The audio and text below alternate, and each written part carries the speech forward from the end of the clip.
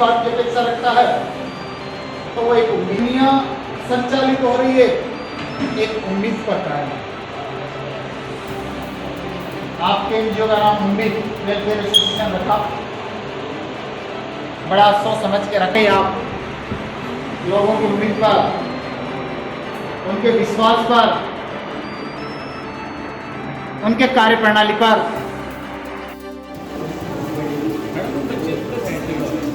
किया गया tree plantation का 45 डेज टारगेट में बच्चों ने प्लांटेशन किया। आप क्या मानते हैं इस प्रोजेक्ट के बारे में?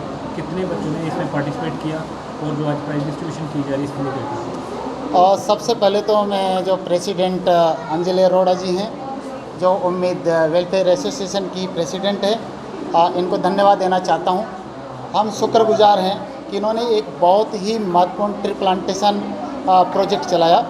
इसमें हमारे विद्यालय के लगभग 45 से लेकर 48 और 50 और कुछ बच्चे ऐसे हैं जो भाग लेकर के बीच में कुछ छोड़े भी है, लेकिन 48 बच्चों ने फाइनली इसमें पार्टिसिपेट किया है।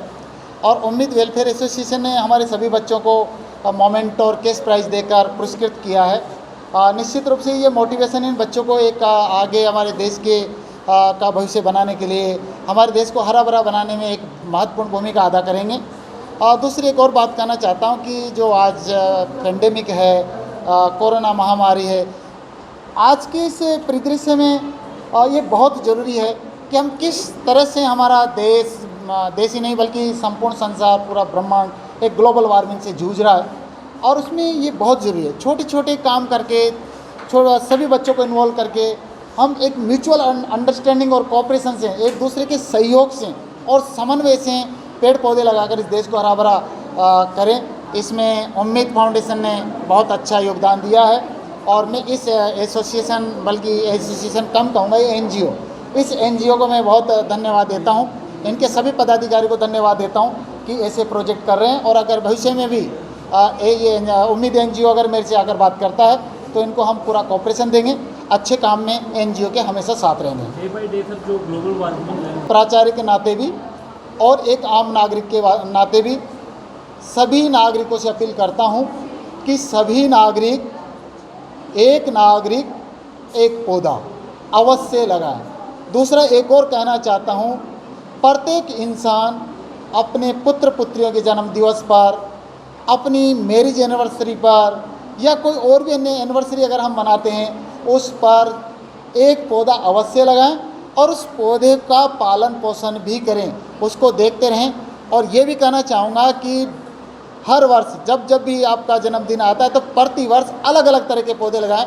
कभी छायादार लगाएं, कभी फलदार लगाएं, तो कभी मेडिसिनल प्लांट लगाएं, ताकि हमारे देश में किसी प्रकार की कोई कमी न रहे और हम मेडिसिन से लेकर छाया, फल सभी पर आत्मनिर्भर बने, ताकि हमारे माननीय प्रधानमंत्री जी मोदी जी के सपने को पूरा कर सकें कि आत्मनिर्भर भारत। उम्मीद वेलफेयर एसोसिएशन की कार्यक्रम करवाएगा और प्राइज डिस्ट्रीब्यूशन कितनी करना होगा? नमस्कार। आज उम्मीद वेलफेयर एसोसिएशन की तरफ से ट्री प्लांटेशन का जो प्रोजेक्ट था वो पिछले एक डेढ़ महीने से चल रहा था। हमने उसका ये जो टाइमिंग है वो 15 जुलाई से लेकर 31 अगस्त का दिया था हमारे केंद्रीय विद्यालय नंबर 1 के विद्यार्थियों को। केंद्रीय विद्यालय नंबर 1 के 10वीं कक्षा के जो विद्यार्थी थे उन्होंने यहाँ इसमें पार्टिसिपेट किया। हमने उनको ये जो टाइम दिया था उसका मेन मोटो था कि इसमें जितने अधिक से अधिक और कितने वो लाभकारी या लाभदायक पौधे हमारे यहाँ पे लगा सकते हैं। तो इसमें बच्चों ने बढ़ चढ़ कर पार्टिसिपेट किया और किसी ने अपने घर के आसपास 9, किसी ने 10, किसी ने 4, किसी ने 5। तो पार्टिसिपेंट्स तो बहुत सारे थे, बहुत सारे बच्चों ने पार्टिसिपेट किया, पर उनमें से हमने कुछ ही बच्चों को फर्स्ट, सेकंड, थर्ड और कंसोलेशन प्राइजेस दिए गए।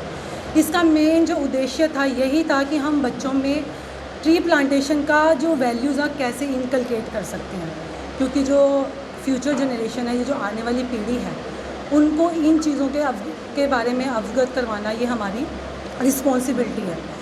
क्योंकि पर्यावरण क्या है, पर्यावरण हमारे लिए क्यों ज़रूरी है और हम इसको कैसे संभाल के रख सकते हैं, ये चीज़ें हमारी पीढ़ी को जानना बहुत ज़रूरी है। अभी जैसे हम कोरोना काल में इस पैंडमिक से गुजरे हैं, तो हमें ये पता ही नहीं कि ग्लोबल आम इंसान तो अपना इतना बिजी है कि उसको यही नहीं पता कि ग्लोबल वार्मिंग क्या है, वो अपने डे टू डे वर्क में इतना उलझा हुआ है।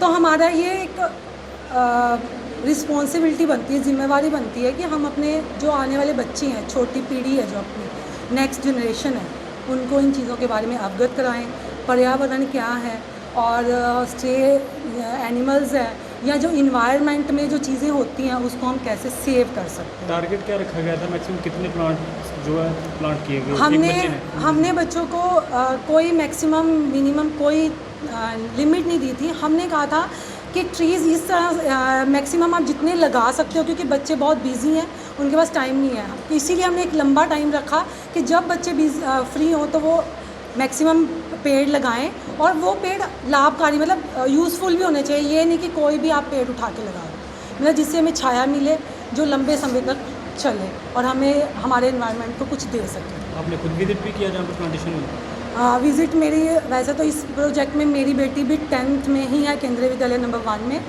तो उसने भी पार्टिसिपेट किया था और मैंने तो खुद जाके भी लगवाए थे। अभी पिछला हमारा प्रोजेक्ट 27 जून को हमने ट्री प्लांटेशन का किया था पंजाबी बाग में, जिसमें 51 पौधे लगाए थे और अभी भी हमने जहाँ जहाँ गए पौधे लगाए हैं वहाँ विज़िट की।